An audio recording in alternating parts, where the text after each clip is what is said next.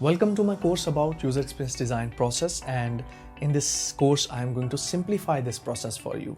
Now I have seen tons of different user experience design methods, user experience design terminologies that are circulating online, and when a newbie like me or like you, when they start learning something, they get confused that how I'm going to start my user experience design process.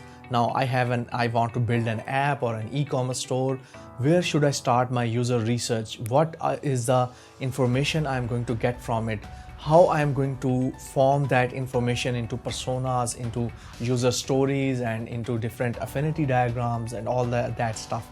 So in this course, I'm going to go from step by step, from step 1, which is user investigation and research, and then we are going to go to step 2, design, and we are going to make sense of that user data we have collected, and we are going to form in the end. The end result will be our wireframes, which we will deliver to our designers and development team.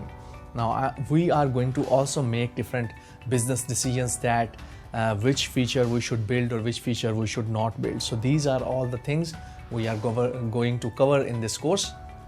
If you are a beginner, this is a project-based course, so don't need to worry about it. We are going to build an e-commerce store from user research to actually creating wireframes for this e-commerce store. You are going to really love it. If you have any questions regarding this course, you can always ask me. You can post your comments or suggestions, or if you want something more from me, you can always ask me. I can add into that course.